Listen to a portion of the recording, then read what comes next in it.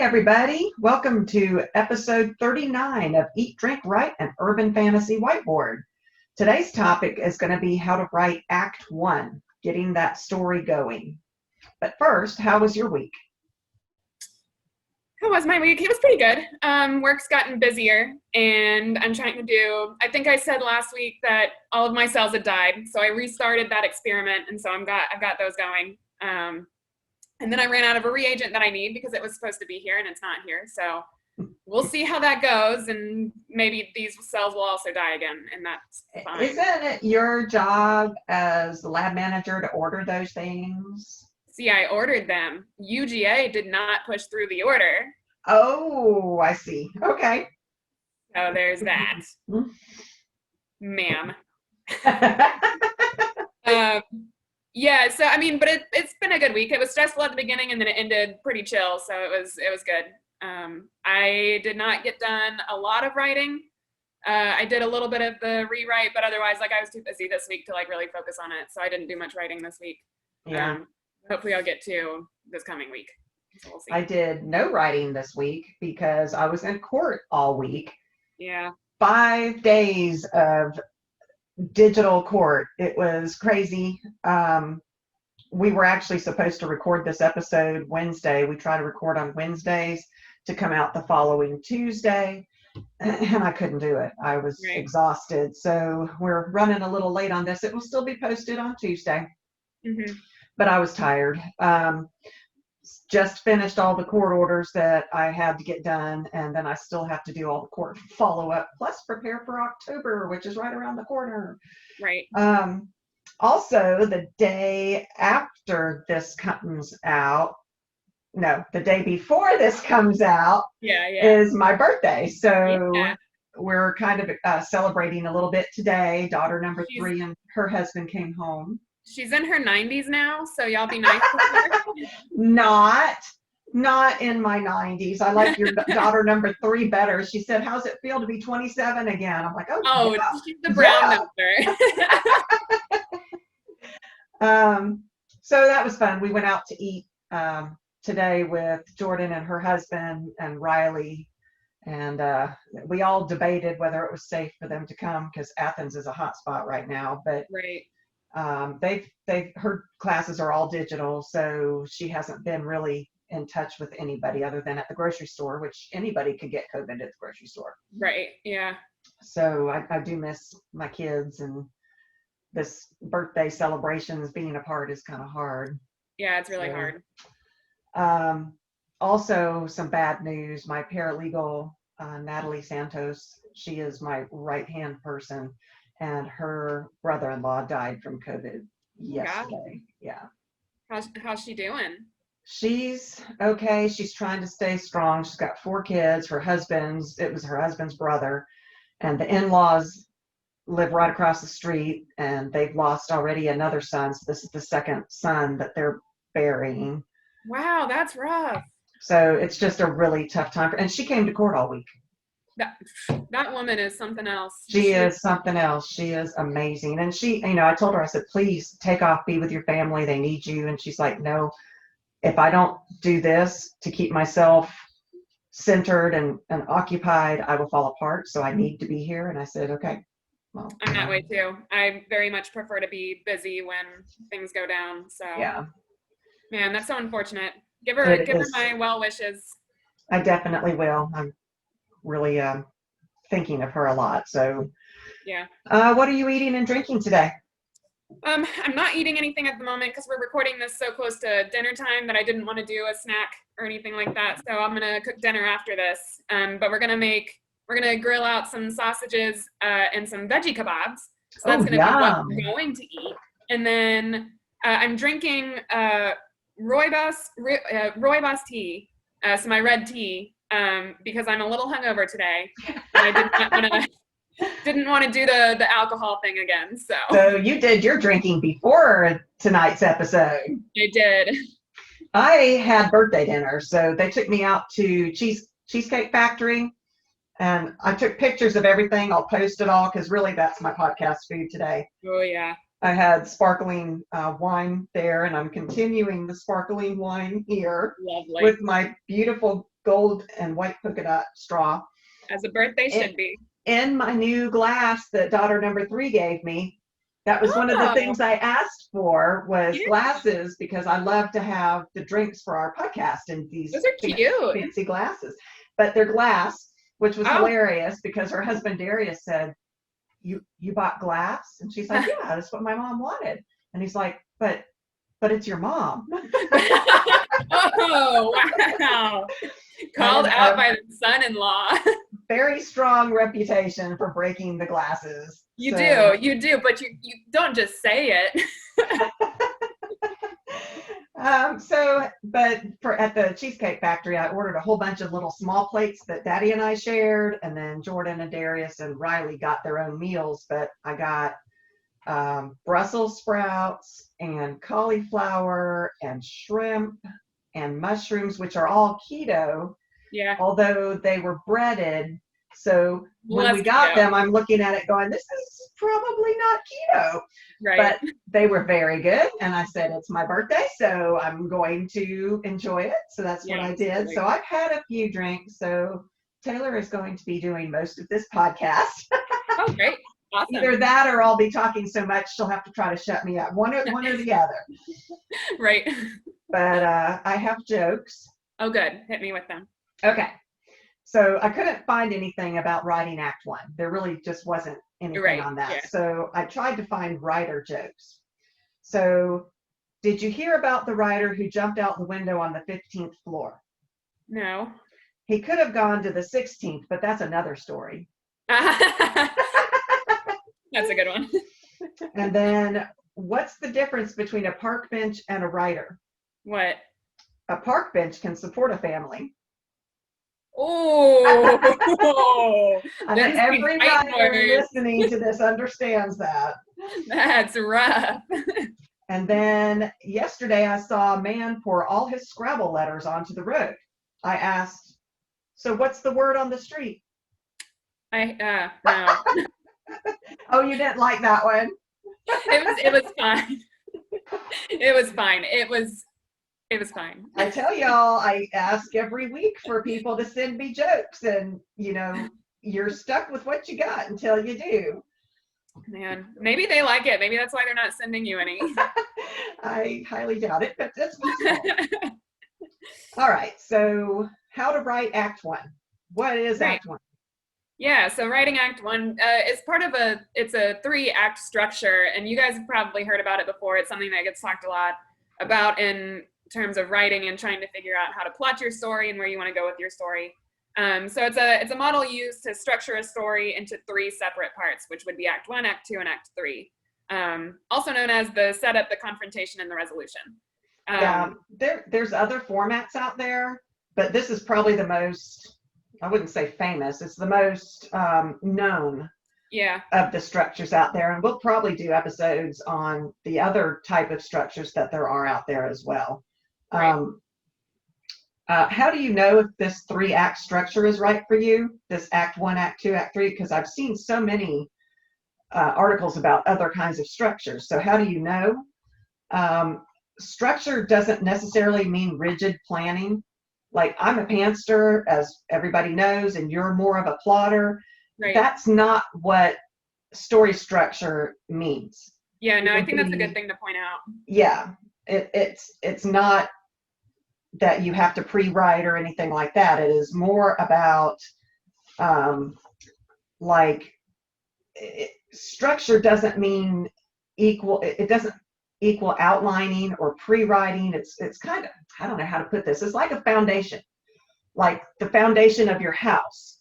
Your house builds on this sturdy foundation, but the house might look, you can have any number of houses look totally different, but Right. that structure that supports the house is the same. So that's kind of what we're talking about. Nice. Trying to turn my page. Struggling. All right. So what exactly is Act 1 then? It's the quote unquote beginning or your opening act. And it makes up about 15% to 25% of a book and serves to introduce your protagonists and their everyday environment before pulling them into the heart of your story. So say you're writing urban fantasy, since that's what we write, is typically around 90,000 words is a typical urban fantasy book. So that would be around like the first 15 to 20,000 words in your novel, just for reference. Okay. And I made that 3-act structure diagram thing that I think we put up for our patrons. I think we did. Yeah, and so it kind of covers that. So I've got the first act written down on that also. So what's the purpose of Act 1? Which I talked about it a little bit just a second ago, but it's like you introduce your characters and the world that you've built. Yeah, it like you said, it kind of shows your protagonist in their everyday environment. So it shows that before you get into whatever changes and puts them into the meat of your story. You got to let your reader know who they are first and their normal everyday life before anything else happens. Yeah, exactly. And then also it's meant to hold your reader's interest and make them want more. So it's supposed to drag your reader into your story and make them want to stay. Yeah, I mean, as a reader, the first thing I usually ask is, do I like this main character? Do I care about this main character? And Act 1 is supposed to engage us, make us curious as we explore the answers to those questions. Because not every story, you don't always like your main character. Like we talked about the anti-hero in one of our episodes. Right. But the purpose of Act 1 is to introduce and pique your reader's interest to get them going. Yeah. And then the last thing I have is that it's meant to lock in your main character into the conflict of your story. So there, like I said, you drag your main character into it and they have to stay, basically. Yeah. Is that. So there are 3 main hallmarks for Act 1, like things that are typically shown within Act 1. And I got a lot of this information from Well Storied blog, The First Act, Nailing Your Novel's Opening Chapters, written by Christine Kiefer. I found that article as well. That was a good article. It was really good. Mm-hmm. She has a lot of good points. The first of which is your novel's hook.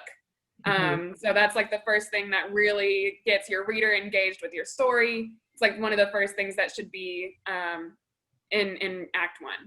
And so like that's the very first scene or the sequence in your novel used to hook readers into your story so that they'll continue reading past chapter 1. Give readers a strong understanding of not only who your protagonist is, but also what they're like what is their personality? Again, like the questions that you were posing, do we like the main character? Introduce an everyday conflict. So something that shows that the protagonist is not or will no longer be safe or satisfied in their everyday life. So you kick off your novel's forward momentum and you let readers know that your main character's life can't go on as it is, like it's gonna change. And that's the whole point of Act 1. Yeah, I was thinking about this when I was doing my research. In Frickin' Fairies, we start off with Beck in her bookstore, and you see her in her everyday element. It's an everyday, she's being teased by her sister about her name because she's named after beer. Her best friend is making fun of her. She's dealing with that daily grind of the bookstore owner. I think there were water leaks in that particular scene that she was having to deal with. So we get a feel for her relationship with her sister, relationship with her best friend. We get a peek into her snarky attitude and her wit. And then as the events unfold, we see that this normal, quote, normal life can't go on the way it once was. Things change, and the story and my character have to move forward. So that's exactly what you were talking about that hook.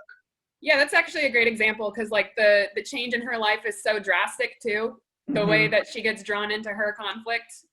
You did really well, I think, in Act 1. Thank you. Yeah. And then, so the second thing is you want to include your inciting incident. And you guys probably have heard about this. We could probably do a whole episode on it. I agree. So briefly, it's the event that sets your story in motion. Something in the main character's life changes, like we've been talking about, and it disrupts their normal everyday life. The main character can't turn away from this incident. And that's, I think, one of the biggest points about inciting incidents is that your character can't just be like, oh, that happened, and I'm still gonna run this bookstore. Yeah. That it is. It's the key to hooking your reader. It's the key to hooking an agent, which huge. Like in Frickin' Fairies, the fairies appear and they drag Beck into their world by giving her the sight, which is the ability to see the fae. Right. And once she knows about this hidden world, what is it called? The menagerie, whatever it was called. We talked about it in another episode. This Oh, I know what you're talking about. I the don't hidden remember. world. Yeah.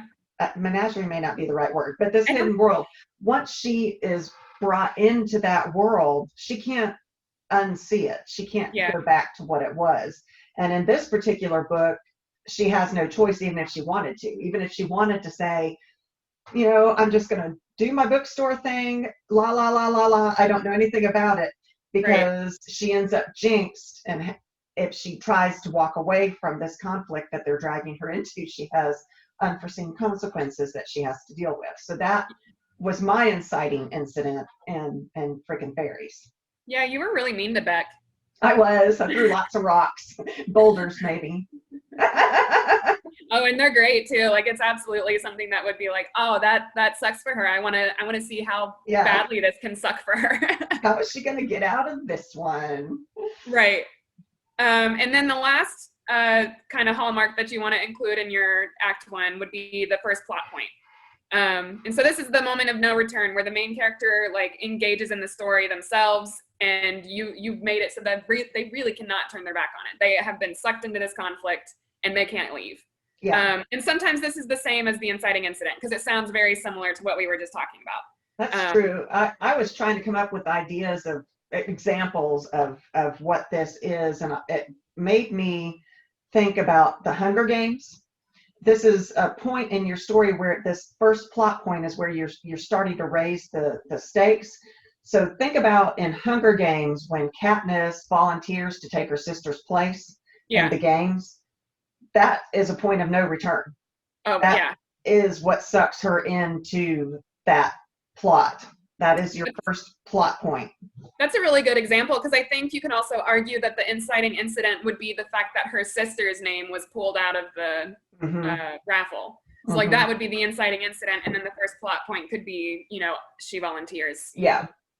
So I think that's a great example. I volunteer for tribute. Yeah, exactly. Are we nerds or what? Favor. Yeah.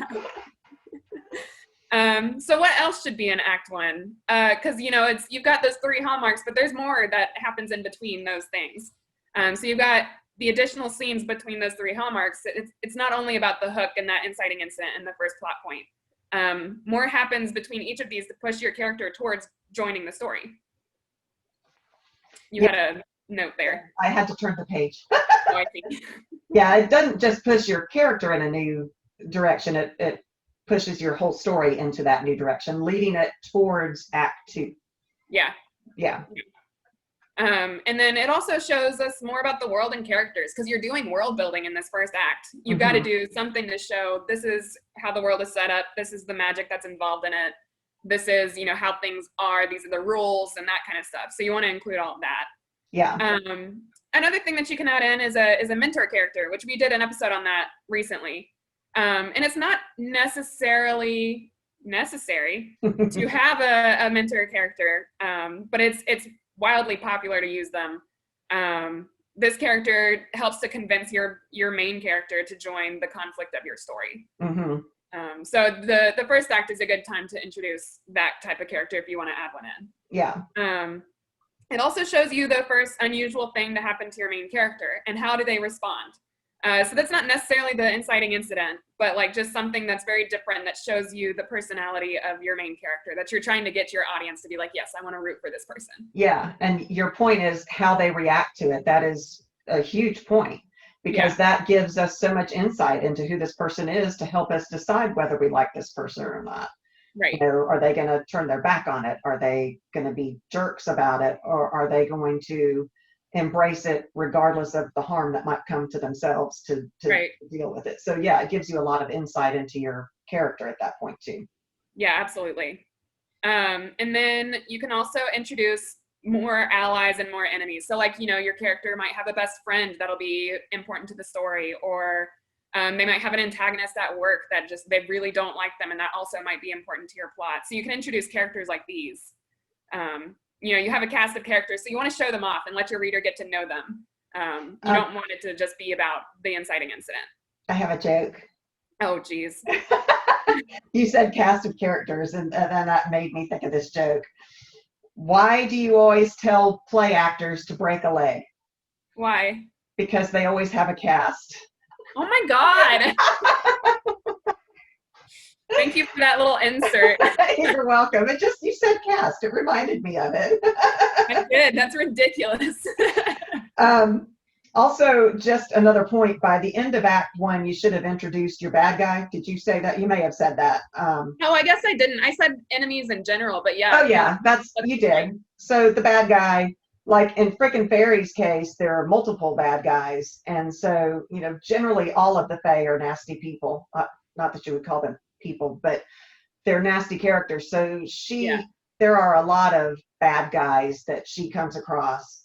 But by the end of Act 1, you should get a feel for what that bad guy scenario is going to be. Right. Yeah. Wrapping up Act 1, your character is being pushed outside their comfort zone. So how many other of these other parts that you talked about, adding in the mentor character, how many of these other parts are you supposed to add in to make Act 1 a complete Act 1? Right. And the answer is it depends on your story, which is super not helpful, I know. Yeah. But you as the author know better than anybody else what you need to make it work. I mean, the more we write, the better we get a feel for it. Absolutely. So just keep writing. It takes practice. And be sure, I think we've talked about this in other episodes before too, don't make promises that you can't keep.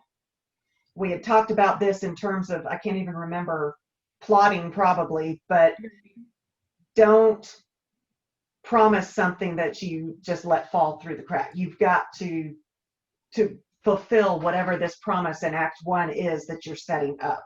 Right. The first thing that makes me think of is, and it's one of my favorite writing quotes, is like, if you have a gun in Act 1 and you show it on the wall, you need to use that gun by Act 3.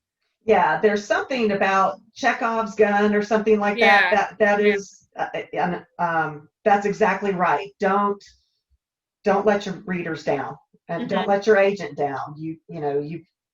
There's a lot of people you're writing for, including yourself to start with. Don't let yourself down either. Right. But, yeah, be aware of what you promise and make sure you either follow through or cut that out. Cut it out if you don't need it. Yeah, which is so hard to do, but also, on that note, and it's somewhat unrelated, but like when you cut something out, save it still, because you could still end up using it. Yeah, I agree. And I think we've said that before. I think so. Yeah. I think in our editing podcast. Oh, probably. Mm-hmm. Yeah. But just save it, because you never know when it could be useful again. Like, and you might love what you've written there, so just make sure, keep it. Don't just. I have to, because I'm not one of those. I love my words. And so I'm not one of those people that can just say, oh, cut it. If I cut it, I save it. So it's all protected in its own little, I can always go back to it if I have to. And then usually once I cut it, I don't ever go back to it. But I have this, relationship with my words, and I can't just cut them loose. So, yeah. Right. Yeah. I think that was all I had about Act 1. Did you have anything else? No, that's all the information I have, but I do have an interview question. Okay. Which antagonist that you've specifically written in one of your books would you least want to meet? In other words, which one is like the scariest, or which one is the worst that you just would never want to come up against? There are a lot of bad ones for different reasons. The one that really comes to mind first is Malik in Frickin' Fairies. Do you remember who he's not even the guy? Yeah, he's not even the main bad guy per se, but he is a subplot line, and he is nasty. I mean, the Fae are dangerous, and Malik in particular doesn't care about humans at all. So he's got magic, he's powerful, and humans are just playthings to be used and discarded. They're like ants to us. Right. And he doesn't even have to have some ornate plan that the human's in the way and that's why I have to hurt. He doesn't care. Yeah. He's scary because they just don't matter. He's willing to sacrifice humans for whatever reason. I mean, and there's nothing more dangerous than someone who doesn't care. It's one thing if the bad guy has a goal and they're like, I'm trying to get to this point and this human's in my way, so I'm going to kill them. He doesn't even have to have that reason. Right. they're just there for his amusement and his amusement only. And so he is scary. A lot of the Faye and Beck's story are scary. Absolutely. Is he gonna show up in later books, do you think? I think so. Yeah. He's too big of a, and he's got too big of an axe to grind with Beck to Right. not appear later, especially Yeah. as things get, in other books, she's going to continue to be involved with the Fae, and he's not going to be able to let that go. So we'll see him again. That's a good answer though. I remember him from your book. It's been a while since I've read it, and I remember him. And he's not really my big bad guy. Yeah. But he is chilling. And I had one more thought. Yeah. That it wasn't a person. I don't know if you remember this book, but my second book that I ever wrote with Chitara in it, Dragonfire. Mm-hmm. The bad guy in that one wasn't a person. It was the magic that had been corrupted. I don't even know if you remember. I don't. But that when I was what, 14? Yeah, probably, or younger, because Yeah. I wrote that one when I was back in the DA's office probably 25 years ago. So you're 27. So you might have been 2 when I started writing that book. Right. But it was something that was uncontrollable by all the cast of characters in that novel. It was magic, and it was distorted, and it was broken, and that to me is kind of scarier than a person who you can see, oh, they have motive or whatever. This magic, this bad guy magic was just there, and there was nothing, you can't reason with it. Right. You can't negotiate with it. No, it's just going to roll you over, and it doesn't care. There's nothing there to negotiate with, right? Yeah, so that one's kind of scary too. But if it has to be a person, I would say Malik. I would not want to meet Malik. But then again, if it, meeting the magic that Chitara has in her world would be quite frightening as well. Yeah. No, that's fair. What about you? You could probably guess mine, but it's Oris from Louis and Delaney. That's who I would have picked out of all yours. He's such a dick. Not even just that, he's just scary. Like, he is brilliant too. So he's always 2 steps ahead of what you're thinking. I would be terrified. Yeah. Because I would be thinking, okay, I'm smart. I'm a lawyer. No, he is like the master chess player who has seen 26 moves ahead. And I just, gleefully run into his trap. He is terrifying. Yeah. And yet so suave and, what is the word? He fits into normal society. He is able to, right. He is. He's famous, and he knows that he's very he's rich. He's got properties money, and all that. So he's just slimy. Not even slimy, but just he's just scary. He is a scary dude. He is, because he's so smart. He kind of reminds me of Sherlock Holmes in the fact that he's so far beyond what the rest of us mere mortals, think. Right. His end game and the games that he plays, we don't even understand them. Yeah. He's so far thinking on all these different levels, and that we, with our limited little facts that we've got, are trugging along. And he's a master of the game. He's really interesting to write, because he writes himself a lot of the time. I don't even really think about what he's gonna do, and he just kind of does it. Mm-hmm. And it's super unfortunate for Louis, because a lot of the time it falls on her. But I would never want to meet him in person. I'm worried for Delaney, because Delaney's kind of screwed. I mean, she is a strong female character. She is not dumb by any means, but I don't know that she is gonna know what she's getting into. She's also very stuck herself, because now she's with Louis. Yeah. So she's stuck. She's in Louis' life, and there's no way that she's gonna leave it. And right. Louis is stuck with Oris. But I think Delaney feels like, from her little optimistic point of view, I think she feels like this is fixable. I can handle this. Right. But Oris is not someone that can be handled. Yeah. So I would never want to meet him. Or Delaney as well. Yeah. And that's why Louis is the way Louis is, because she thought that way one time too. Oh, I can do this. And she's been beaten down to the point where she knows, she's like, okay, I am where I am and that's what I got to do. And so Right. it probably scares her to see Delaney coming in thinking, oh yeah, I can handle this. It terrifies her. Yeah, that's Yeah. like part of the whole, like, I'm rewriting it right now, and it's interesting reading my old stuff because I wrote this, I think, 4 years ago or something like that. Mm-hmm. And so like just rewriting it and just like going through everything that they're going through again is like insane. Yeah. So I would do anything in my power to never meet Oris. Yeah. I think. I think that's a good choice. Yeah. All right, guys. Well, thank you for listening. I hope everybody out there is safe and well. You can find us at eatdrinkwritepodcast.com.